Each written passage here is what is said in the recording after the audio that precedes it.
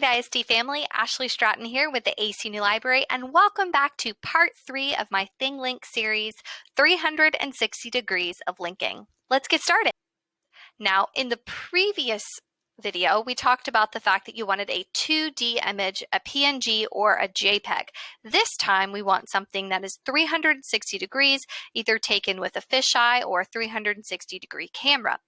Now, the word of the day is going to be equirectangular. Equirectangular is going to make sure we get the right type of image. We don't want a panorama because that is still going to be flat. So the easiest thing to do is to take this word right here and search something like Creative Commons to make sure that we have the proper licensing. So I actually went ahead and searched. I said equirectangular, and then I did shrine and Japan. And I found this beautiful image of the Kanda Shrine. My husband and I are actually planning a vacation to Japan, so I thought it would be really fun to do something with this type of environment. Now, once I have decided that this is the picture that I want, I'm going to look at the licensing, make sure it makes sense for my particular uses, and I'm going to go to the image's website. In this case, it's going to take me to Flickr. If I downloaded it directly from here, it's going to be an HTML, but I'm going to need a JPEG or PNG image. So once I go to the website, I'm going to be able to download it directly from the website by clicking the download. The correct type of image, whenever it's loaded, you'll be able to explore it like this. You'll be able to rotate it all 360 degrees. If it just shows up flat or looks like a panorama, that is not the correct type of image for this particular type of ThingLink.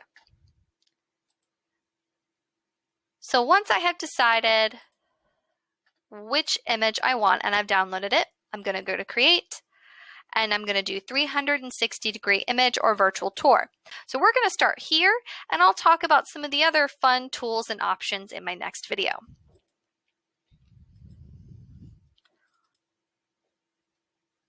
So I'm going to upload that image. It might get stuck at 97% for a little bit. Just give it a minute and it'll finish loading. All right, so once it's finished loading, I'm going to hit continue. And I'm going to open it up. And you can see it rendered in the correct environment.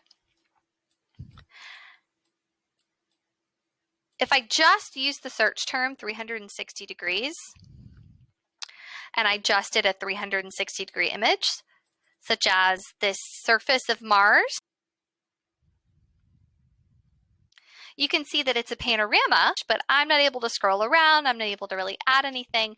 So I always double check and make sure it is the right image format before I add my links.